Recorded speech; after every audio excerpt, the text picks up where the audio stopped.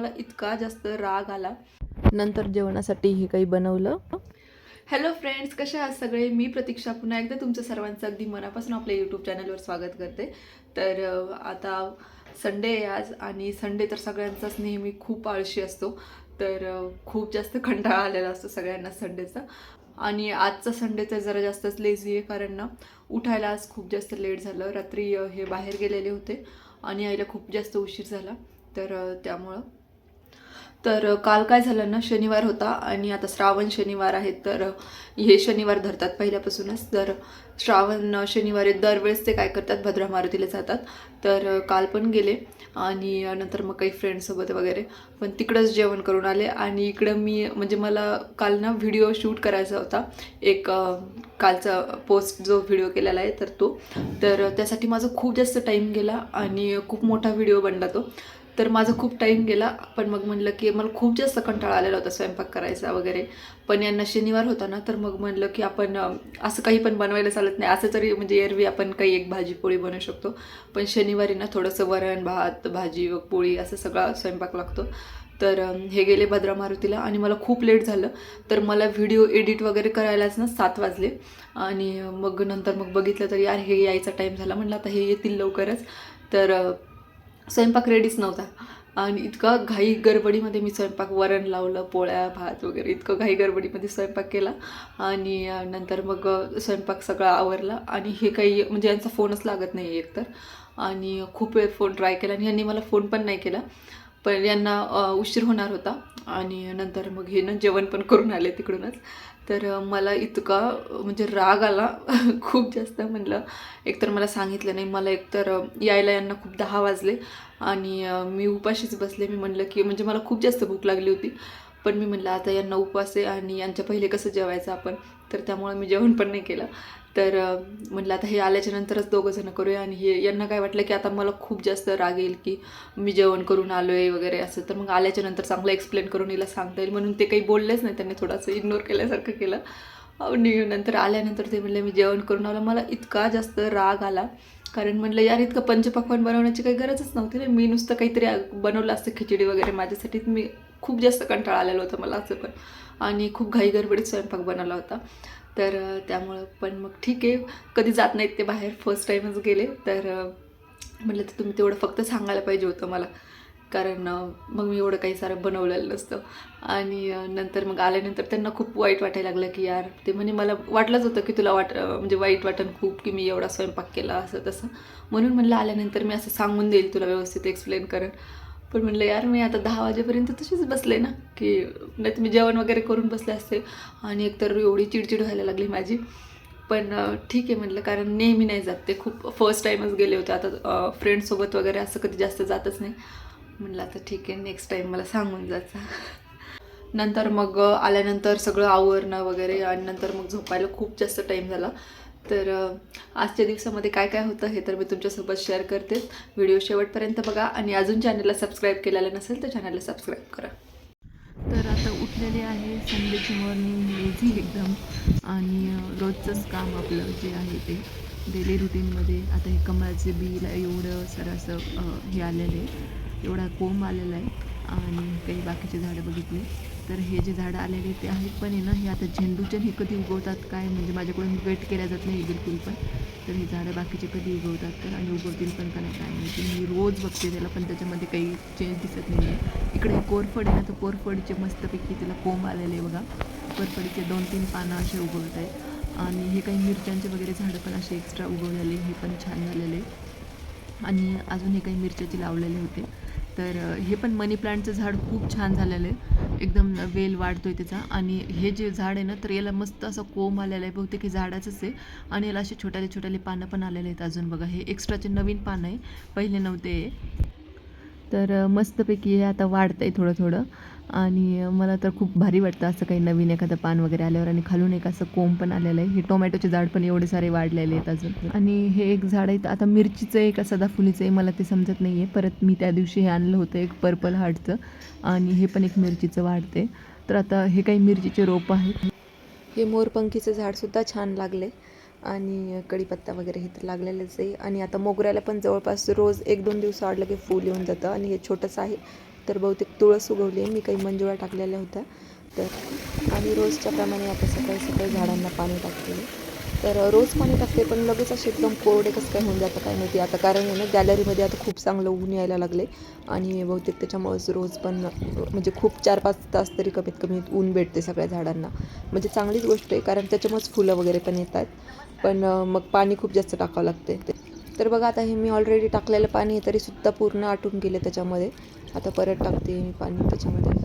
आणि आता कारण झाडं पण थोडे मोठाले झाले तर जास्त पाणी लागते, तर झाडांना पाणी वगैरे टाकून थोडं ब्रश वगैरे करून ना मी सगळे घराची साफसफाई करायला घेतली आहे.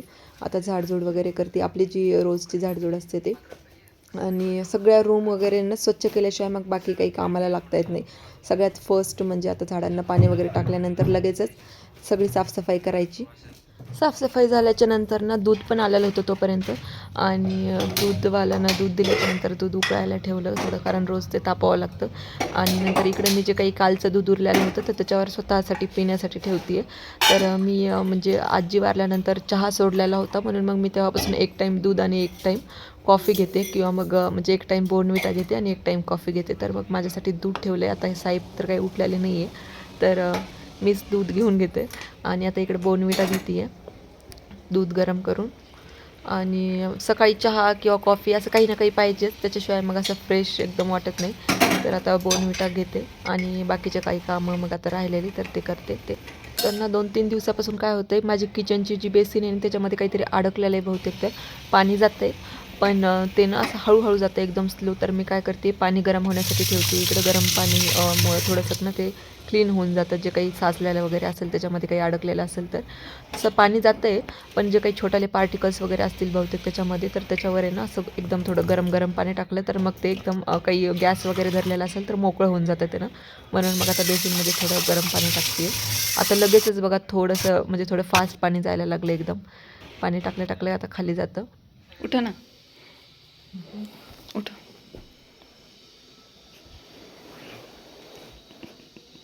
किती वाजले बघा ना. आमच्या साहेबांचा रविवार आज जरा जास्तच रिलॅक्सिंग आहे. तर आता मी काही बाकीचे कामं करते उरलेले. बेसिन वगैरे क्लीन करायची होती. रविवारची जी एक्स्ट्राची कामं असतात ना, तर खूप जास्त टाईम जातो त्याच्यामध्ये. तर आता बेसिन वगैरे साफ करायची होती मला, म्हणून थोडंसं हे ना दिसत नाही काही घाण असलेलं, पण आहे ना लगेचच थोडं जास्त दिवस जर साफ नाही केलं ना की लगेच घाण व्हायला लागते. त्यामुळं आणि थोडं बेसिनमध्ये आता ते गरम पाणी वगैरे पण टाकलेलं होतं, म्हटलं की हात आपण करून घेऊया सुट्टीपणे. आणि हे उठेपर्यंत मग बाकीचे काही कामं आपण एक्स्ट्राचे करून घेऊया. तर सगळं बेसिन आता मी पूर्ण ब्रशनं क्लीन करून घेते. आणि जे काही बाथरूमचे किंवा जे दुसरं बेसिन पण येतात ते पण क्लीन करून घ्यायचे. म्हटलं आपण करून घेऊया, वॉशरूम वगैरे सगळं क्लीन करून घेऊया. तर हप्त्यातून एकदा मी क्लीन करते बेसिन, कारण म्हणजे आता जास्त काही घाण होत नाही, पण मग वीकमध्ये एकदा तरी करतच असते, जरी घाण हो किंवा नाही हो, म्हणजे थोडं स्वच्छ राहतं. आणि नंतर सगळं साफसफाई वगैरे केल्याच्यानंतर किती सुंदर वाटतं आणि मेन म्हणजे किचन फ्रेश पण वाटतं. तसं रोज आपण ना भांडे वगैरे झाल्यानंतर क्लीन करतो, पण मग एकदम ब्रशनं घासत नाही मी. तर हे एकदा हप्त्यातून तर असं काही दिसत आहे. आणि आता हे बेसिन पण मला क्लीन करायचं आहे. मिरर वगैरे हे सुद्धा क्लीन करून घ्यायचे. तर मी जे काही शेल्फ लावलेले होते ना, तर ते सुद्धा थोडं क्लीन करून घ्यायचं होतं. त्याच्यातलं सामान काही अस्तव्यस्त पडलेलं होतं. तर मी आता इकडचा बेसिन घासल्याच्या नंतर हा मिरर क्लीन करून घेते आहे. थोडेसे आता काही आपण फेस वॉश वगैरे करतो किंवा ब्रश करतो तर त्याच्यावर ना डाग पडलेले असतात पाण्याचे. तर ते मिरर जिथून आम्ही घेतलं ना, तर त्यांनी सांगितलं होतं की पावडर जे असतं आपलं, तर पावडरने एकदम क्लीन होऊन जातो मिरर. तर मग थोडंसं पावडर टाकलं आणि त्याला कपड्याने क्लीन करून घेतलं आणि एकदम छान निघून जातं. ही ट्रिक नक्की काम करते.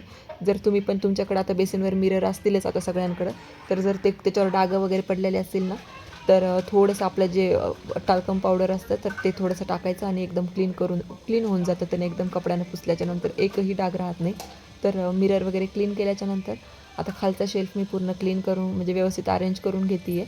आणि असं काही दिसत आहे. आता बेसिन पण स्वच्छ आहे आणि शेल्फ वगैरे आणि मिरर पण एकदम क्लीन होऊन गेलेला आहे. तर बाथरूम वगैरे पण मी सगळं घासून घेतलं आहे आणि आता एकदम फ्रेश वाटतं. अंघोळ वगैरे झाल्याच्यानंतर ना आता थोडंसं रेडी होती आहे. आणि नंतर अजून पण हे उठलेले नाही आहेत, तर आज जरा जास्तच वेळ झोपत आहे. तर आज थोडंसं जे आपलं रोजचं आहे आपलं स्किन केअर ते करते. हे जे आहे हायफनचं सिरम, तर हे मी 2 पंप यूज करते रोज, म्हणजे सकाळ संध्याकाळ. आणि नंतर मग हे सनस्क्रीन. आणि सनस्क्रीन पण मी काय ना, घराच्या बाहेर आता निघत नसेल तर थोडं कमीच लावते. घराच्या बाहेर जायचं असेल तर मग जास्त प्रमाणामध्ये लावते. आणि सनस्क्रीन लावल्याच्यानंतर पण चेहरा एकदम फ्रेश वाटतो बघा, असं बिलकुल ऑइली वगैरे पण वाटत नाही, काही नाही. आणि हे म्हणजे डेली यूज करते मी ह्या 2 गोष्टी. आणि हे झाल्याच्यानंतर मग आता टाईम आहे टिकली लावायचा. टिकली लावल्याशिवाय तर काही काम चालूच करू शकत नाही. तर टिकलीच्या नंतर मग आता काय करते, लिप बाम लावते. जसं मी काल सांगितलं, हा टिंटेड लिप बाम आहे कुमकुमादीचा, नॅचरल आहे, तर हा थोडासा लावते. आणि म्हणजे लिप बाम मी एक पावडर वगैरे लावत नाही, पण मला लिप बाम लावल्याशिवाय चालत नसतं. म्हणजे मला लिप बाम खूप जास्त आवडतो. सगळं आवरल्याच्यानंतर मस्तपैकी देवपूजा केली. आणि दिवे वगैरे लावल्यानंतर घर एकदम प्रसन्न होतं. धूप अगरबत्ती वगैरे लावल्याच्यानंतर. आणि जे देवपूजाचं पाणी आहे ना, तर मी ते रोज असे झाडांना टाकते. म्हणजे इकडे तिकडे टाकण्यापेक्षा रोज ते पाणी झाडांना टाकते.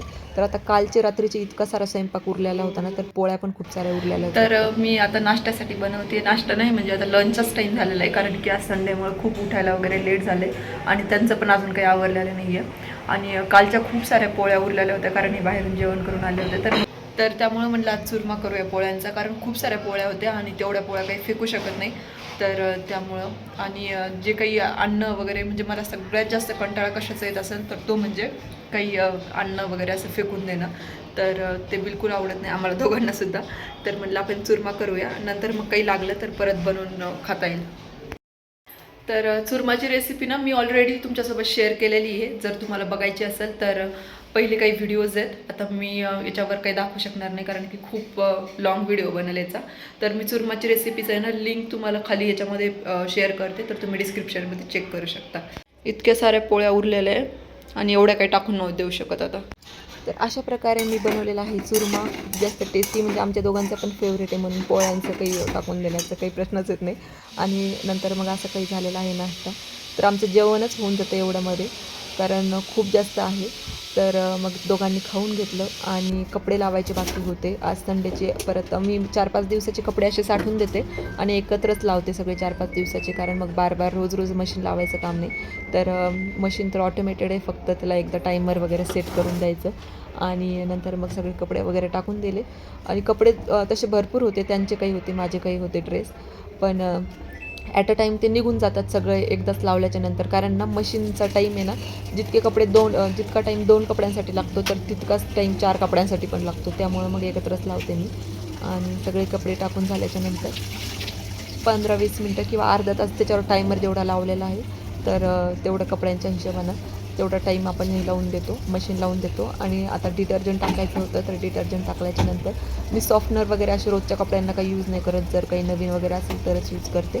आणि नुसतं डिटर्जंट टाकूनच मग लावून देत असते मशीन. तर डिटर्जंट टाकून दिलेले. तर आता जवळपास सगळे सकाळचे कामं उरकत आलेले आहेत. मशीनमध्ये नळ चालू करून दिला आणि टायमर लावून दिले, की 20-22 मिनटामध्ये बरोबर ते कपडे धुवून निघतात आणि अलार्म वाजतो. तर आता आपले कपडे स्वच्छ झालेले आहेत, एकदम पिळून निघालेले, फक्त वाळू घालायचे बाकी आहे. आणि आता जवळपास ना संडेचं काम जे काही आहे आपल्या सकाळचं, तर ते होतच आलेलं आहे. जवळ फुल स्टॉपच लागणार आहे आता. त्याचं अजून काही निघलं नाही नवीन, तर कारण संडेला ना काही चालूच असतं, एक गोष्ट. आणि टाईम कसा जातो तर हे पण समजत नाही. तसं आभाळ आलेलं आहे, पण मग मध्येच ऊन येतं, कधी आभाळ येतं. तर त्यामुळे म्हटलं आज धुवून टाकूया कपडे, काही प्रॉब्लेम नाही. तुम्हाला जर माझे व्हिडिओ आवडत असतील आणि अजून तुम्ही चॅनलला सबस्क्राईब केलेलं नसेल, तर चॅनलला सबस्क्राईब करून घ्या.